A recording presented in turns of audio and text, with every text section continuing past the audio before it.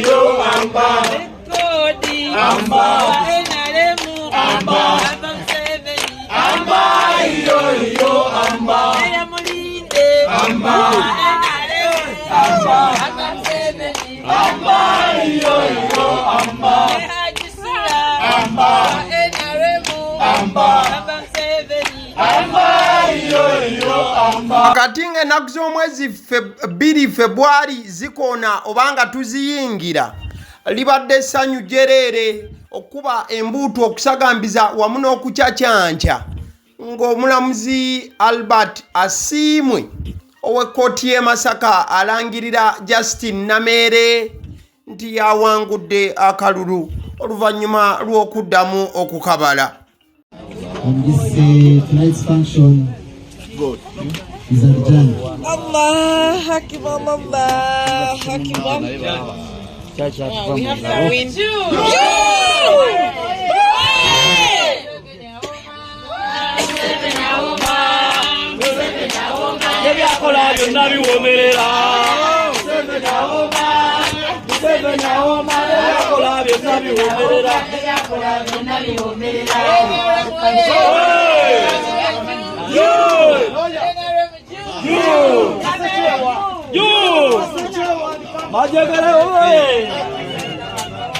Kuddamu okubala akalulu kano mukwano gange akabadde kawangulwa muna NUP gw'olabanekanye mu red omukyala amanyiddwa nga Nalubowa Rose kyava kubeera nti Justin Nameere yagenda mu kooti ne yeekubira enduulu oluvannyuma lw'omuna NUP yali amuwangudde.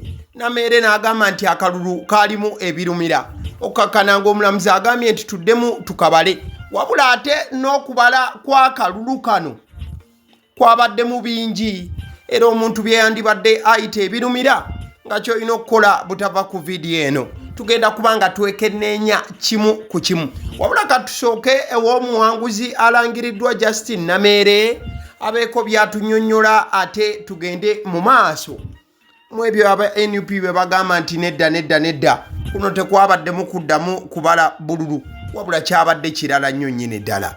And the Electoral Commission is also now a new precedent. The same way people have been singing Kramwako Omungamanjine versus Byanyima, now you have a new case that is up to date, that is in line with the updated politics to this day politics. This business of singing Ngomanjine, which had 50 boxes, that case had 50 polling stations. And about 10 boxes were broken. Justin Nameere avuddeyo oba nannyonnyola n'agamba nti omusango gwe gutaddewo a new precedent. Kati omuntu ayinza okwebuuza kiki kyabadde ategeeza. Mu bya kkooti waliwo kye bayita precedent we baddira omusango ogwali gubaddewokko ne bagwesigamyako obujulizi obuba buleeteddwa mu guno omupya ne bakola ensala. Kati Justin Nameere yeewanye ne ssekwewaana yenna n'agamba nti kati guno omusango ogubaddewo ogw'okuddamu okubala akalulu ke ne muna NUP guleesewo essuula empya mu by'obufuzi era yakiyise new modern oba in line with modern politics nti kati bino by'ebyobufuzi ebipya gwabadde tabitegeera wabula ku ky'okubeera nti we batuuse okubala akalulu kano basanze nga mulimu ebokisi ezatogeddwa oba ebokisi nga tekuli siiru annyonnyola bw'ati Nameere ku ekyo. But Nameere's case had 314 polling stations and only one box was broken. So let's grow with the growing and the changing world. Jurisprudence is about serving justice. It's not about winning arguments. So I want to encourage my learned colleague who was the lawyer of my opponent, Sam Moizi, don't mislead the country. Ambo bya Justin Nameere agamba nti omusango gwe oba kino kye yabadde awaabye baddemu okuba nti babala akalulu ekikireetedde okubeera ekyenjawulo nti bwe baatuuse okuddamu okubala obululu babadde ne polling stations 314 kati agambye nti ye just we baatuuse okubala kabokisi kamu kokka ke kabadde nga siiru yayuziddwa oba eri broken kabokisi kamu ke kasangiddwa nga kabikkule kati nagamba nti kino tekirina kuleetawo nnyo mbeera mbu tukibeereko nnyo olw'okuba basanze bokisi emu nga siiru eri burokeni mukibeereko mukisiibeko. infact amaliriza ng'agamba nti looya wa munna NUP amanyiddwa nga Kanso Sam Muyizi talina kugenda ng'awabya bantu. amugambye don't mislead people. I have already hired my spy network. When I was doing my campaign in the different villages I went to, every village gave me one, two, three of their rumor mongers. Yes, so I told them, you're going to channel your rumor mongering energies into being my spies, and I have lobbied smartphones for them. They're going to be able to have all this evidence of mismanagement in government hospitals. To somebody that is far removed from this reality, you may wonder what's it about, why are you putting all those energies in oversight? But people are facing so much trouble. People are facing so much unfair treatment in government facilities, especially the health centers and the regional referral. That has got to change. It's the reason I came. It's the reason I offered myself for Woman MP. Ebyo bigambo bya Nameere ng'alaga nti ye n'okukola yatandikiddewo dda olw'ensonga yafunye spy network ku byalo byonna, era nti yafunye abakozi b'eŋŋambo abakyasinze ku byalo byeno gy'agenda okukiikirira n'abafunira n'amasimu ga smartphone bo be bagenda okumuwanga olugambo kw'abo abatakola bulungi mu bitundu bino by'agenda okukiikirira. Bakira bwe tuba nga tuvudde awo, bwe twabadde tukyagenda maaso n'okubala akalulu era ng'ensonga zikyatojjera, Nameere yatunnyonnyodde nga bwe yeekokkodde obubbi obubadde bwamubbibwa, era ng'agamba nti embala y'akalulu eno ekoleddwa oba okuddibwamu yeebadde nnungi nnyo era yeekyasinze. Ala buli omu awulira, buli alina kye yeemulugunya okyogererawo era ne bakiwaako ensala. Nze nno ndi musanyufu kubanga bingi ebyali byanzibibwa obululu bwange wenfuna 187 ng'olaba mu ttale baali bateekawo 2 nenfuna obululu 253 ne bateekawo 53. Still mu kuddibwamu kw'okubala kw'akalulu kano aka Nameere ne munna NUP Nalubowa Rose, kye twategeddeko returning officer eyali mu kalulu kano baamukwata n'asibibwa oba yagombebwamu obwala. Returning officer yabeera w'akakiiko k'ebyokulonda abeera aweereddwa obuyinza ng'akalulu kali mugenda maaso mu kitundu, oyo abeera avunaanyizibwa ku byonna. Okusinziira ku Nameere, returning officer yakwatibwa. Naye ate era ndi mwennyamivu kuba abantu ababba akalulu kange tebaakomaoko bwe baategeera nti nina recount, kuba nawandiikira returning officer yaliwo ebiseera ebyo gavumenti gwe yagombyemu obwala olw'obubbi. Returning officer baamukwata.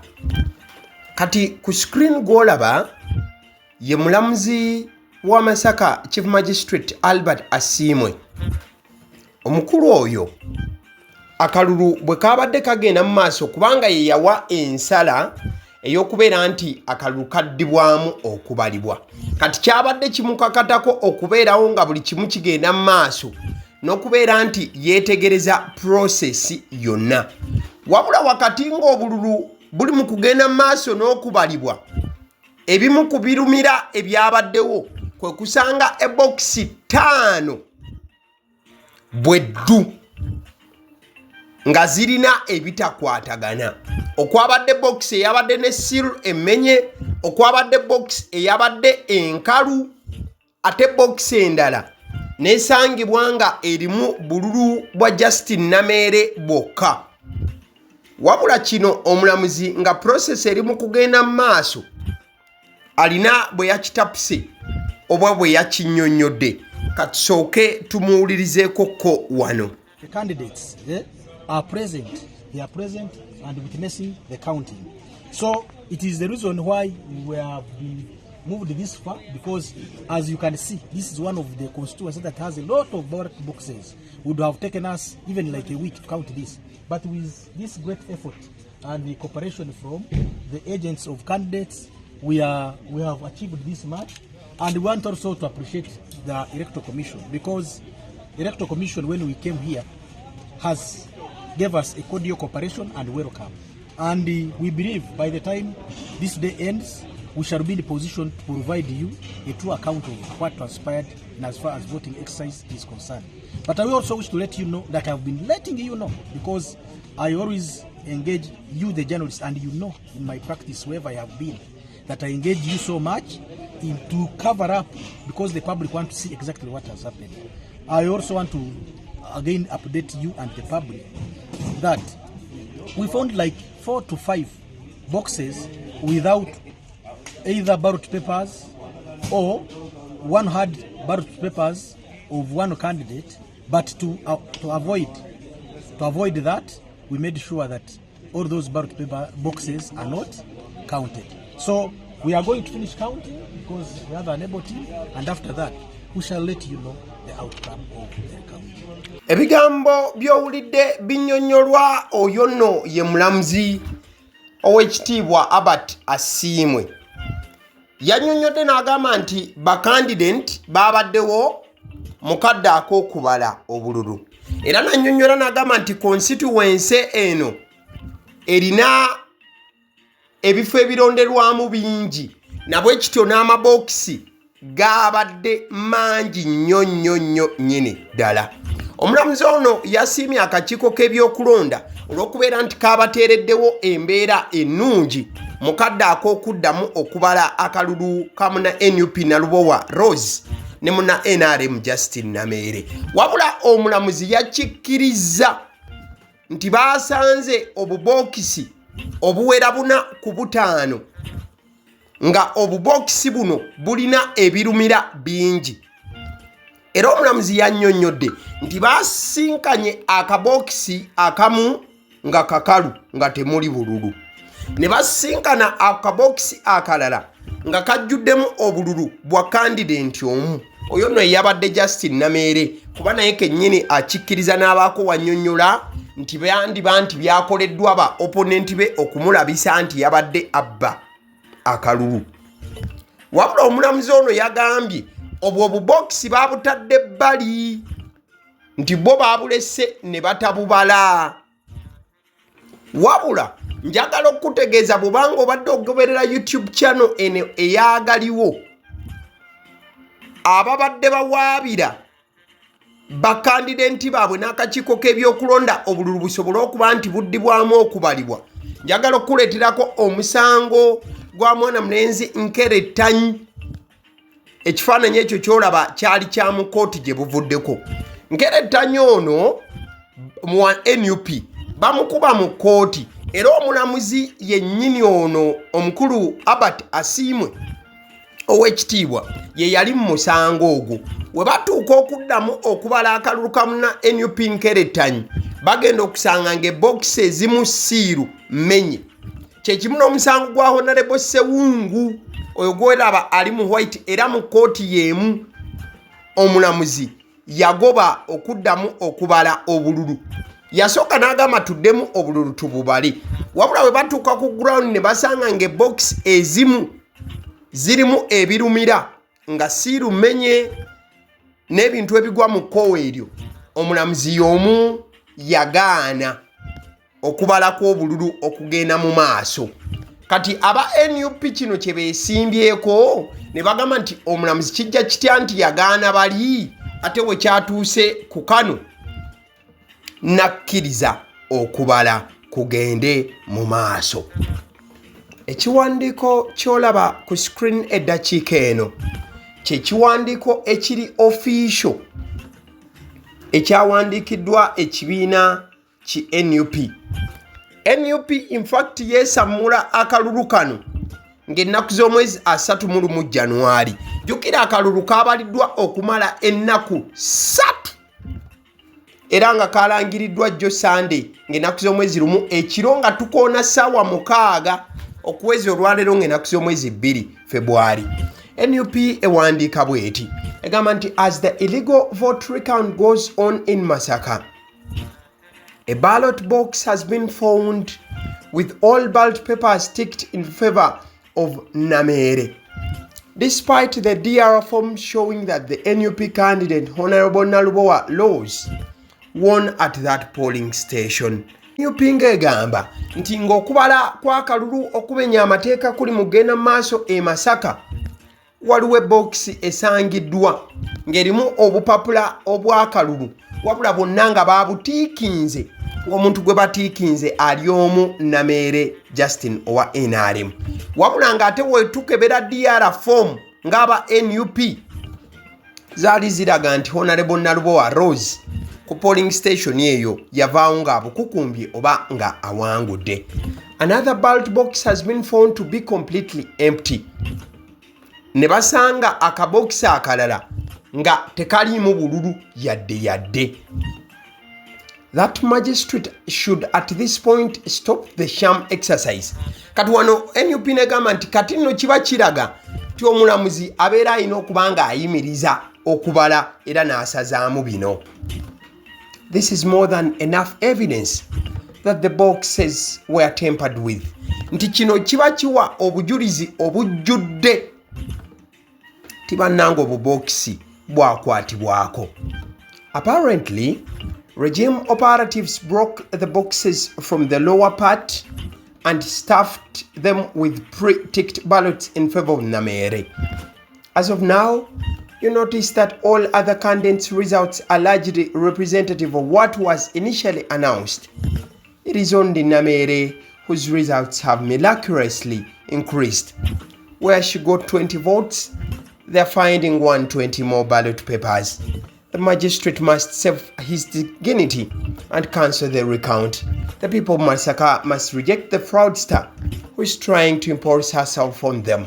So NUP nemaliriza ng'ebigambo byerina bikambwe nnyo eri Nameere era NUP neesaba nti at least omulamuzi asazeemu oba ayimiriza okuddibwamu kw'okubala okwakalulu kano.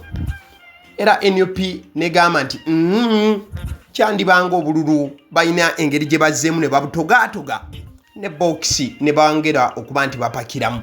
Olw'ensonga NUP yonga argument yaayo egamba ku DR form zaayo weeraba Nameere yafuna 2 ate bagenze okubala ng'ewamu wali 120 okusinziira ku kiwandiiko ekiri official ekya NUP ku mikutu gyayo emigatta bantu.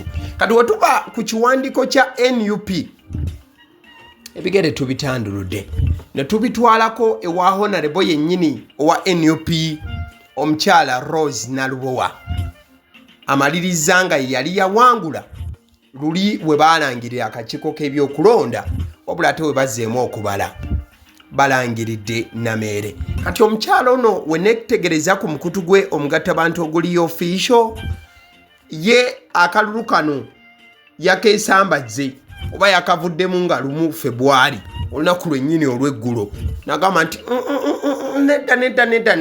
nedda ku screen ye post eyakoleddwa omukyalo ono Honorable Rose Nalubowa abadde yawangula akalulu k'ekifo kyekimu wabula nga kati ebyavuddeyo biraga nti Nameere ye yawangula. Honorable Rose Nalubowa agamba nti our decision to withdraw from the Masaka city vote recounting process was not a mistake. From the very first ballot box, which was found without a seal, another ballot box polling station has been discovered, completely empty. Yet the tally sheet recorded results for all candidates. Kati Honorable Nalubowa Rose muna NUP yensonga gye yasimbyeko essira okubeera nti akivaamu n'okuba nga akyebalama n'okukidda ebbali. Yagambye nti ensonga yaffe okuva mu kuddamu kw'okubala akalulu kw'e Masaka teyabadde ensobi kuba nti tukeebalama n'okukavaamu. Okuviira ddala ku ballot box eyasookedde ddala eyasangiddwa nga terina siiru ate n'okusanga nga ballot box eya polling station endala yasangiddwa nga nkalu kyokka nga ate tally sheet ffe bye tulina ku mpapula biragaaliza ati z'abakandidenti bonna ku polling stations ezo twabadde tetusobola kubanga tusigala mu kino ne tukyebalama ne tukidde ebbali. Bigambo by'omukyala Honorable Rose Nalubowa muna NUP bakiranga bino yawandiise biwandiike teyabitadde ku katambi. Sobodde okuba nga nkugattira ne nkulaga information okuva eri omulamuzi, okuva eri omuwanguzi kati yalangiddwa Justin Nameere, okuva n'eri omukyala Nalubowa eyakubiddwa akalulu oluvannyuma lw'okuddamu nga kabalibwa, ne nkulaga n'ekiva eri ekitebe eky'ekibiina ki The National Unity Platform omukyala Rose Nalubowa eyawangula mu kusooka initially kyekigamba. Kale nzikiriza nkutegeze ku bannaffe aba Honeybites bagamba nti bo omulimu gwe bakola gwa kukolera byakulya eby'abaana abadda ku masomero. Bwe tugamba abaana abadda ku masomero saabo bokka abadda ku masomero wabula n'ababeera ewaka balina package ey'ebyokulya eby'abaana mu line efaananako bwetyo. Gwe bakubire bukubizo bagambe njagala package y'ebyokulya by'abaana abali ku masomero oba abaana abalya ebyokulya. Balina ebyokulya yogera ku daddies, yogera ku binyeebwa, amawogola, yogera ku bagiya, yogera ku cupcakes, yogera ku donuts. Osobola okubafuna ku 0709 78 75 08. Ate era mukadde ke kamu bw'oba oyagala ku pizza size yonna era namba y'emu. Ate era mukadde ke kamu bakola ne cake eza buli mukolo, babayita aba Honeybites.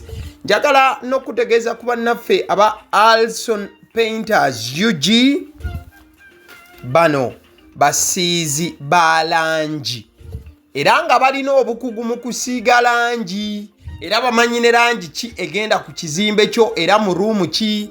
Tebasobola kuddira langi yandigenze mu kisenge ate ne bagisiiga mu ddiiro ey'omu dining ne bagisiiga mu kinaabiro. Nedda, Alson Painters UG omulimu gw'okusiiga langi bagukugukira ddala. Basiiga ebizimbe okuviira ddala ku ruumu emu paka ku makalina n'amakalina. Gwe bakubira ebukubizo bagambe nti Alson Painters UG namaliriza okuzimba ekizimbe kyange. In fact ne bw'oba olina ekizimbe nga kikadde nga olaba langi yaakyo efaanana si bulungi, Alson Painters UG bazze kugonjoola ensonga eno.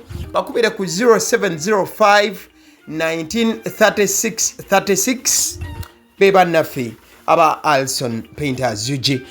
Aba Sedi Omusunsuzi erinnya eryange yenze aba Sedi Omusunsuzi, yenze atuula emabega w'omuzindaalo buli lunaku era ly'eddoboozi ly'owuliriza ku mukutu guno aba Sedi Omusunsuzi ly'eddoboozi eryo era ng'omukutu kwoli gwe guno ogwagaliwo. Nagamba nti information yonna gy'olaba ku channel eno tetugattamu kintu kyonna ate tewali kye tutoolamu. Information nga bw'eba eyingiddewo ffe bwe tugikwata ne tugikuwa. Kati gwe omulabi n'osalawo ki eky'okukozesa information eyo. Kati ky'ogenda okukola mukwano gwange bw'oba omaliriza okulaba vidiyo eno, likinga, commentinga ki ky'olowooza, mukadde ke kamu subscribinga bw'oba nga omukutu guno oli mupya. Ate era mukadde ke kamu sharingira mikwano gyo girabe vidiyo eno ate ne videos endala ku mukutu guno. Agaliwo YouTube channel, mwebale kutulaba.